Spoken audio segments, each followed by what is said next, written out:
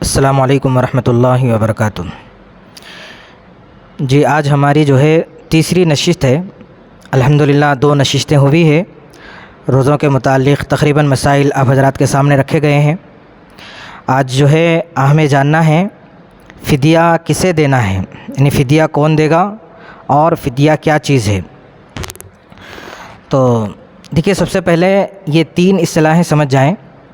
ایک ہے فدیہ اور ایک ہے کفارہ اور ایک ہے فطرہ۔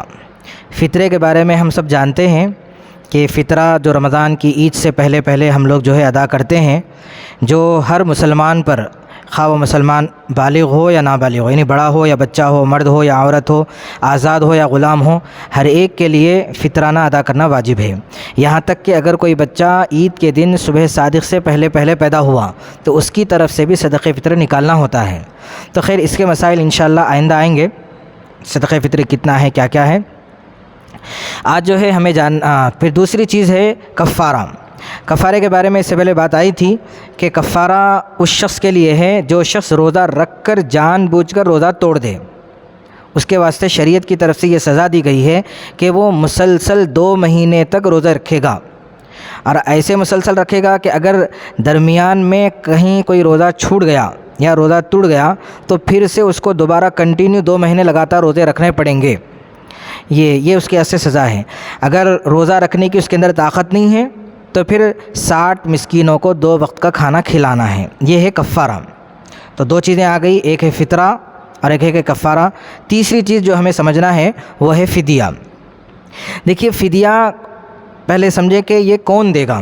تو شریعت میں 2 لوگوں کے واسطے فدیہ دینے کی اجازت دی گئی ہے۔ نمبر 1، شیخ فانی۔ شیخ فانی کا مطلب ہے ایسا بوڑھا شخص جس کے اندر سے روزہ رکھنے کی طاقت ختم ہو گئی اور وہ طاقت دوبارہ اس کے پاس نہیں آئے گی، یعنی اب موت تک وہ اسی حالت میں رہے گا، تو ایسے شخص کو کہتے ہیں شیخ فانی۔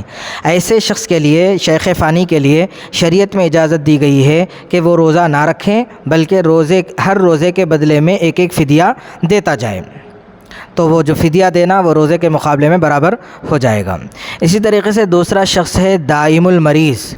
دائم المریض یعنی پرماننٹ بیمار، ہمیشہ بیمار ہی رہتا ہے، اور ایسا بیمار ہے کہ پھر اس بیماری کے بعد اب اس کو صحت ملنے کے کوئی چانسز نہیں ہیں ظاہری اعتبار سے، یعنی ڈاکٹر بول دیا کہ بھئی اب دوبارہ ٹھیک نہیں ہو سکتے۔ یعنی مثال کے طور پر کسی کو ڈائلیسس پڑ گیا، اب ڈائلیسس اس کو اب مستقل زندگی بھر رہیں گا، موت تک اگر وہ ڈائلیسس رہا تو اب وہ ڈائلیسس کی بیماری میں اس کو روزہ رکھنا مشکل ہے۔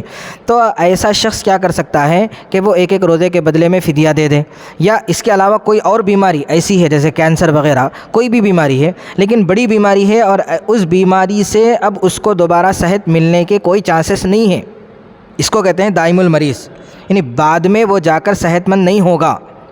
ڈاکٹروں کا کہنا یہی ہے اور حالات بھی وہی بتا رہے ہیں۔ تو ایسے شخص کے لیے بھی شریعت اجازت دیتی ہے کہ وہ ہر روزے کے بدلے میں ایک فدیہ ادا کرتا جائے۔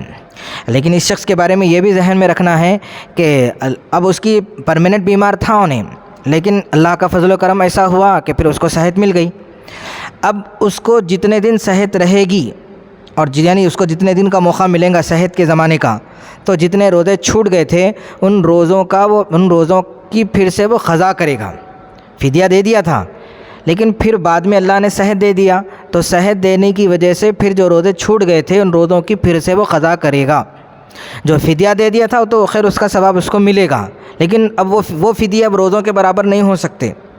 لہذا شریعت میں صرف ان 2 لوگوں کے لیے اجازت دی گئی ہے کہ وہ روزہ نہ رکھیں بلکہ روزے کے بدلے میں روزے کا فدیہ دے دیں۔ ان دونوں کے علاوہ کسی اور کے لیے اجازت نہیں ہے کہ وہ فدیہ دے دے۔ فدیہ دینے کی کسی کو اجازت نہیں ہے، صحت مند ہے، چلتے پھر رہے ہیں اچھے خاصے الحمدللہ، پھر بھی روزہ چھوڑ دے رہے ہیں، روزہ چھوڑ کے آ کر پوچھ رہے ہیں کہ بھئی کیا فدیہ دے سکتے کیا؟ بولے تو ایسے شخص کے لیے فدیہ نہیں ہے، بلکہ اس کے لیے بعد میں جو روزے چھوٹ گئے ہیں ان روزوں کی قضا کرنا بعد میں ضروری ہے۔ جی یہ مسائل تو فدیے کے تعلق سے آپ حضرات کے سامنے رکھے گئے۔ جی کل ایک حدیث جو آپ حضرات کے سامنے رکھی گئی تھی کہ جو روزہ رکھ کر افطار میں جلد بازی کر لے اس شخص کا کیا حکم، یعنی اس شخص کے بارے میں کیا سزا ہے، کل آپ حضرات کے سامنے حدیث رکھی گئی تھی حضرت ابو امامہ باہلی رضی اللہ عنہ کی کہ اللہ کے رسول صلی اللہ علیہ وسلم نے خواب دیکھا تھا کہ آپ کو خواب میں جو ہے دو فرشتے لے کر ایک بہت بڑی پہاڑی پر لے گئے جو بہت خطرناک گھاٹی تھی، تو وہاں پر فرشتے لے جا کر اللہ کے رسول سے کہا کہ آپ اوپر چڑھیے، تو اللہ کے رسول نے کہا کہ بھئی میں اوپر نہیں چڑھ سکتا، تو پھر فرشتوں نے کہا کہ ہم آپ کے لیے آسان کر دیتے ہیں، چنانچہ فرشتے جو ہے اللہ کے رسول صلی اللہ علیہ وسلم کو وہاں لے گئے۔ جب وہاں پر پہنچے تو چیخوں کی آواز آ رہی تھی، تو آپ نے پوچھا کہ بھئی یہ چیخیں کئی کی ہے؟ تو فرشتوں نے کہا کہ بھئی یہ جہنمیوں کی پکار ہے۔ پھر اس کے بعد کچھ اور آگے گئے تو وہاں پر آپ نے دیکھا کہ بھئی آدمیوں کو جو ہے ایڑیوں کے بل لٹکایا گیا، الٹے لٹک رہے ہیں، اور ان کے بانچیں یعنی جو جبڑے ہیں، جبڑوں سے خون رس رہا ہے، خون نکل رہا ہے۔ تو اللہ کے رسول نے پوچھا کہ بھئی یہ کون لوگ ہیں؟ تو اللہ کے رسول صلی اللہ علیہ وسلم کو فرشتوں نے جواب دیا کہ یہ آپ کی امت کے وہ روزے دار ہیں جو روزہ کھولنے میں جلد بازی کرتے ہیں، یعنی وقت سے پہلے روزہ کھول لیتے ہیں۔ تو اس حدیث پر ہمارے ساتھی جو ہے عمران بھائی انہوں یہ پوچھے تھے، سوال یہ کرے تھے میرے سے کہ ہم تو سنے ہیں کہ بھئی روزے میں سحری کے اندر تاخیر کرنا سنت ہے اور افطار میں جلدی کرنا سنت ہے، یہ سنے تھے، پھر آپ اس طرح کی حدیث بیان کر رہے ہیں، تو یہ دو حدیثیں میں کنفیوز ہو رہا، سمجھ میں نہیں آ رہا، بلکہ آپ پوچھے تھے۔ تو آپ کا بہت اچھا سوال تھا عمران بھائی، اس کا جواب یہ ہے کہ دونوں باتیں صحیح ہیں۔ اللہ کے رسول صلی اللہ علیہ وسلم نے یہ بھی کہا کہ سحری میں تاخیر کرو اور افطار میں جلدی کرو، لیکن تاخیر کرنے کا ہرگز یہ مطلب نہیں ہے کہ آپ جو ہے وقت ختم ہونے کے بعد بھی کھانے میں لگے ہوئے ہیں، بلکہ تاخیر کا مطلب یہ ہے کہ وقت جو مقرر ہے، یعنی آج جو ہے صبح صادق کا جو وقت تھا غالباً 5:10 پہ اس فجر کا وقت شروع ہو رہا تھا، تو 5:10 سے پہلے یعنی کہ 5 بجے تک آپ سحری کر لیں، یہی تاخیر ہے، یہی مستحب بہترین عمل ہے۔ اور افطار میں تاخیر کرنے کا بھی یہ ہرگز مطلب نہیں ہے، افطار میں جلدی کرنے کا بھی ہرگز یہ مطلب نہیں ہے کہ آپ وقت شروع ہونے سے پہلے کیا کر لیں، افطاری کر لیں۔ تو وقت شروع ہونے سے پہلے جو افطار کر لیں گے ان لوگوں کے واسطے وہ سزا بیان کی گئی ہے، وقت شروع ہونے کے بعد جلدی کرنے کا تو یہ تو سنت ہے۔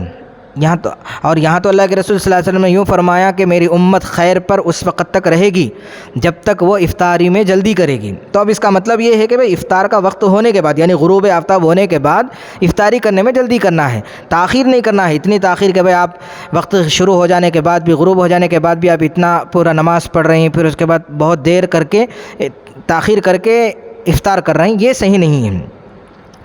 تو ان دو حدیثوں کے درمیان میں اس طریقے سے سمجھنا ہے کہ جہاں پر سحری میں تاخیر کا حکم ہے، تاخیر کا مطلب وقت کے ختم ہونے سے پہلے تک آپ کو تاخیر کرنا ہے، وقت ختم ہونے کے بعد، شروع ہونے کے بعد نہیں۔